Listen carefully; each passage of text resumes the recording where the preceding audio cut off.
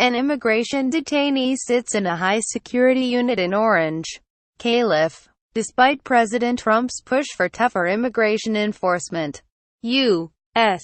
agents are on pace to deport fewer people in the government's 2017 fiscal year than during the same period last year. The latest statistics show Trump took office pledging to round up as many as 3 million drug dealers, gang members and other criminals he said were living in the United States illegally. But the most recent figures from Immigration and Customs Enforcement, ICE, indicate the government may be having a hard time finding enough eligible bad hombres, as the president described them, to quickly meet those targets. Subscribe to the Post-Most newsletter. Today's most popular stories on the Washington Post as of Sept. 9. 3 weeks before the end of the 2017 fiscal year, ICE had ported 211,068 immigrants. According to the most recent figures provided by the agency, ICE removed 255 people during the government's 2016 fiscal year. The lower totals are not for lack of effort. According to ICE, its agents have made 43% more arrests since Trump took office versus the same period last year, while ICE took into custody more immigrants with criminal records. The fastest-growing category of arrests since Trump's inauguration are those facing no criminal charges. The agency arrested more than 28,000 non-criminal immigration violators between Jan. 22 and Sept. 2. According to the agency's records, a nearly threefold increase over the same period in 2016. ICE has taken the gloves off, and they are going after whoever they want and for whatever reason, said Ray Barham Maldonado, an immigration attorney in Phoenix. It's a free-for-all now. There appear to be several factors that explain why deportations have declined despite the increase in arrests. According to policy experts, immigration attorneys and current and former ICE officials, the number of people attempting to sneak across the U.S. border with Mexico fell dramatically in the months following Trump's inauguration, reducing the supply of easy-to-deport immigrants. And while the administration has directed ICE to ramp up enforcement, antipathy toward the president's policies has supercharged the fundraising ability of advocacy groups and pro bono law firms that help immigrants fight deportation. The additional arrests and litigation appear to be putting a new burden on the U.S. federal immigration court system, which faces a backlog of more than 600,000 cases. It may take years before immigrants arrested under Trump can be deported after exhausting their appeals. In just one example of new efforts to challenge the president's immigration policies, the Southern Poverty Law Center says it has opened offices in 4 towns with large ICE detention centers in the past 6 months, flush with donations and offers from volunteer lawyers eager to help.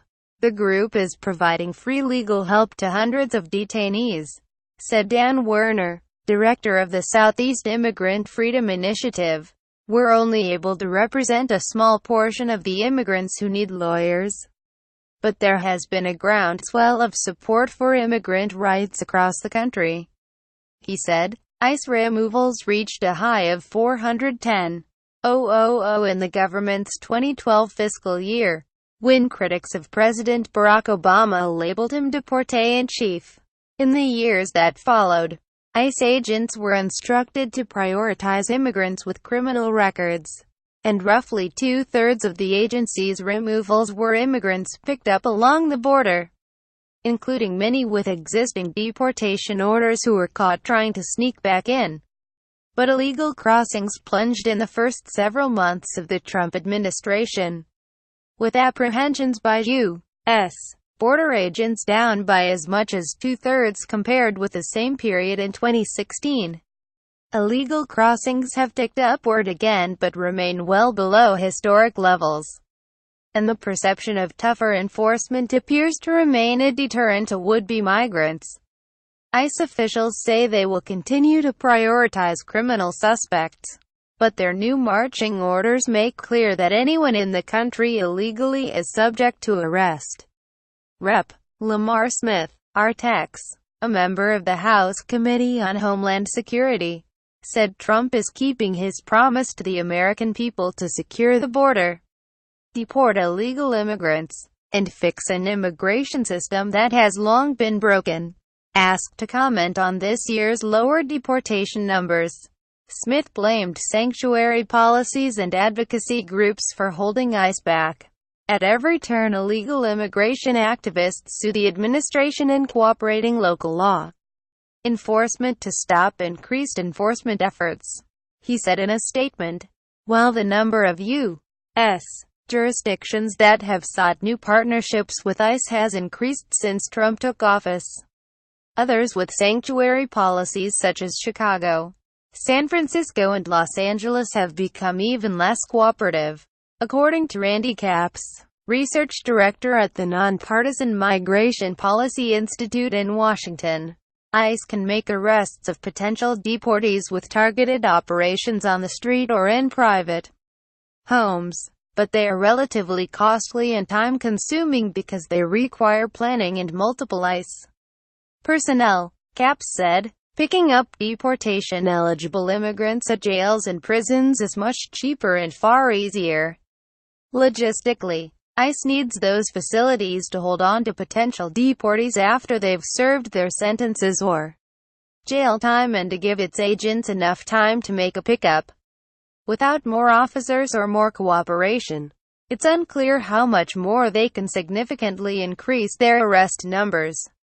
Capps said, some attorneys and immigrant advocates say ICE has tried to boost its sagging deportation stats by going after the easiest targets, in particular immigrants who show up for regularly scheduled check-ins with ICE officers.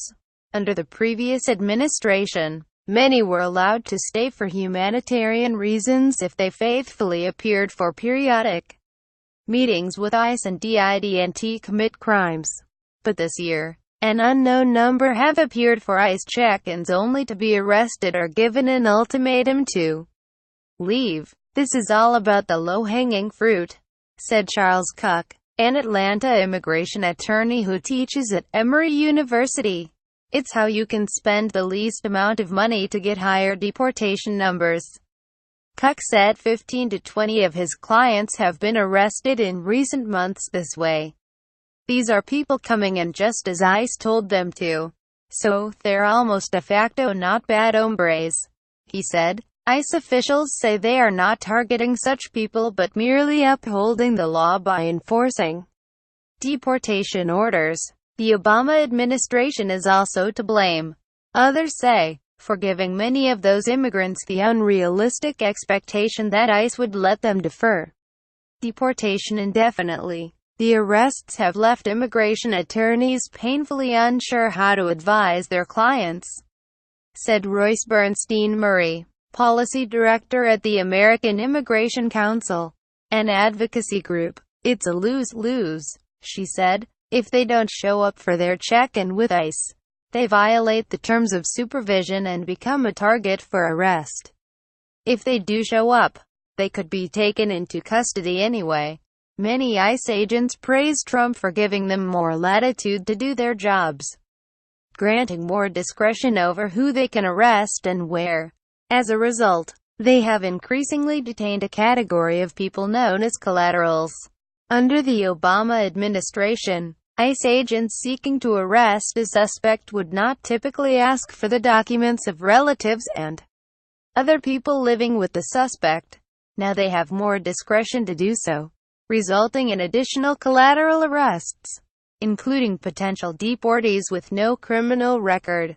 Philip Miller, a top ICE official, said this week at a policy forum in Washington that the agency will conduct more street-level arrests in jurisdictions that do not cooperate at the jails. Not very safe for my officers. Not the most efficient way to utilize our resources, he said, but in jurisdictions that don't work with us, we're left with no other choice.